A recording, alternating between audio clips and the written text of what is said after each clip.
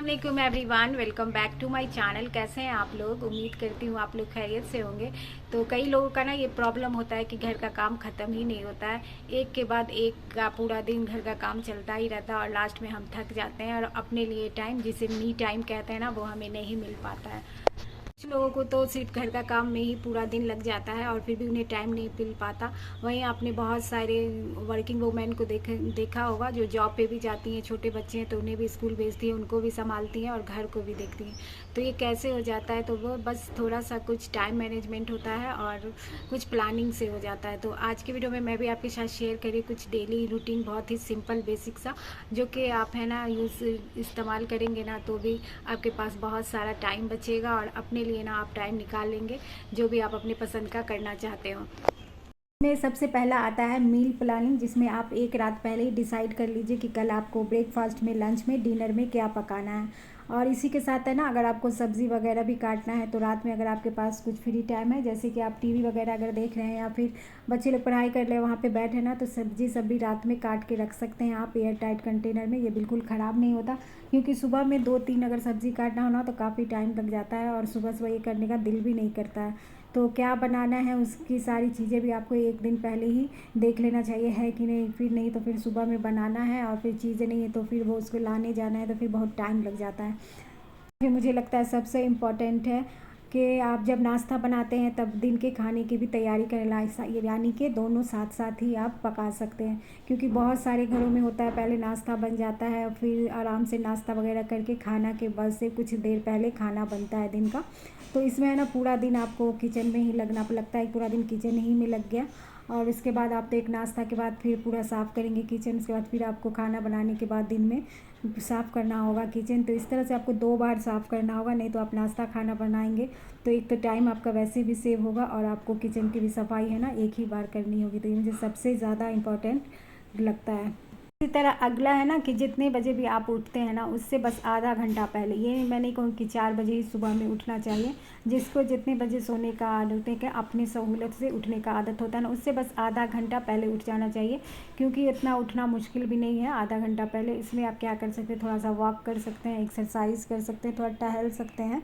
तो ये भी आपका बहुत अच्छा मी टाइम होता है। और सुबह में जो सारा घर सोया रहता है और बहुत अच्छा फ्रेश हवा चलती रहती है ना, तो बहुत अच्छा लगता है। तो इसलिए कोशिश करें, अगर आधा घंटा नहीं हो रहा है ना तो 15 मिनट से शुरू करें, इससे भी जो है ना आपको आपके लिए काफ़ी टाइम मिल जाएगा सुबह का। अगला है कि 15 मिनट्स रूल। तो ये 15 मिनट्स रूल्स क्या है कि आप जो भी काम करेंगे ना, जैसे कि किचन का क्लीनिंग करना है, कपड़ा वॉश करना है या फिर पूरे घर की क्लीनिंग करना है, तो उसमें है ना आप 15 मिनट का रूल रखिए। ऐसा है ना कि जैसे कि क्लीनिंग है तो क्लीनिंग में आप 15 मिनट रखिए कि घर ठीक करना है। और क्लीनिंग का काम तो ऐसा है कि आप चाहें तो 2 घंटा में भी करें या 4 घंटा में भी करें, कोई ओढ़ छोड़ नहीं, या फिर आप जो है ना पूरा दिन भी इसमें लगा सकते हैं। तो बस आप क्लीनिंग का काम करके ही थक जाएंगे तो बाकी काम कैसे होगा। तो 15 मिनट बस घड़ी देख के आराम से करेंगे ना तो आपका सारा बिस्तर वगैरह, सोफ़ा वोफ़ा जो है ना सब अच्छे से सेट हो जाएगा, यानी कि सेट ऐसा हो जाएगा कि पूरा सेट हो जाए ऊपर ऊपर। और इसी तरह जब भी आप कपड़ा धो रहे हैं तो इस तरह से है ना, एक तरफ 15 मिनट के लिए ही बस आप मशीन में लगा दें, और या फिर आपको भिगो के धोना है तो उसे सर्फ में फुला दें, या फिर जब आपको किचन क्लीनिंग करनी है भी ना तो उसमें भी सिर्फ 15 मिनट से ज़्यादा नहीं देना। जैसे आपको बर्तन लगाना है, स्लैब साफ़ करना है या फिर आपको बर्तन भी धोना है तो 15 मिनट में सोच के धोएंगे तो हो ही जाएगा।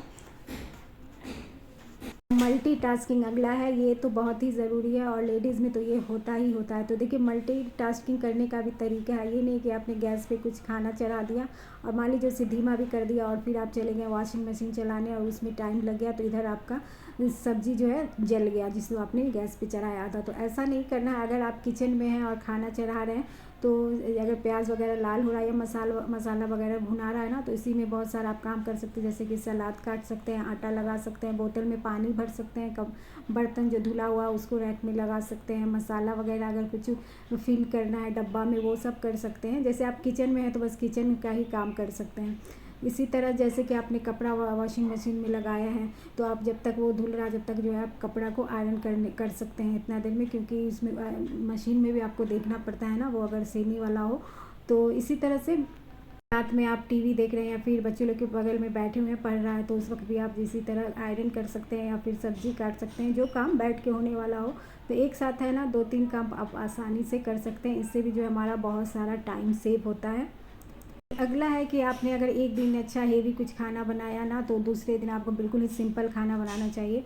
इससे भी जो है आपका टाइम बचता है, तो उस दिन के काम को आप इस तरह से दूसरे क्लीनिंग के काम में ज़्यादा देर दे सकते हैं।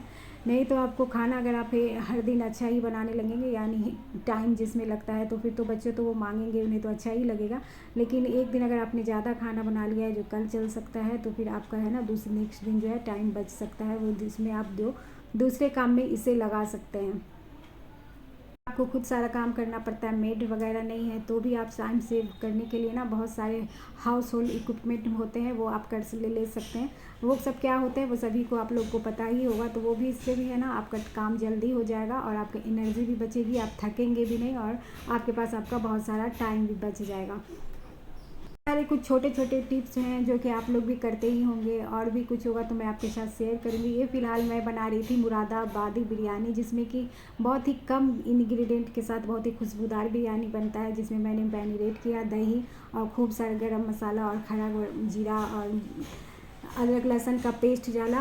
गरम मसाला इसमें ज़्यादा जाता है, कोई भी हम इसमें जो है ना लाल मिर्चा पाउडर या फिर काली मिर्च पाउडर नहीं डालेंगे, उसके जगह पे हम खूब सारा जो है ना हरी मिर्ची डाल देंगे। मैरिनेट करके रख दिया, चाहे आप तो गरम मसाला के साथ है ना 1 टीस्पून बिरयानी मसाला भी डाल सकते हैं, इससे इसका फ्लेवर और बढ़ जाता है। मैरिनेट करने के बाद है ना मैंने प्याज ब्राउन कर लिया था और थोड़ा सा प्याज मैंने निकाल लिया, इसे घी में भी आप फ्राई कर सकते हैं। और उसके बाद बस चिकन उसमें आधा कुक किया, और जब चिकन हाफ डन हो जाएगा ना, तो थोड़ा सा हम इसमें मलाई डाल देंगे, यानी कि क्रीम जो होता है, तो इससे तो एक इसका टेस्ट भी बहुत क्रीमी सा हो जाएगा और इसका कलर भी बहुत अच्छा आता है।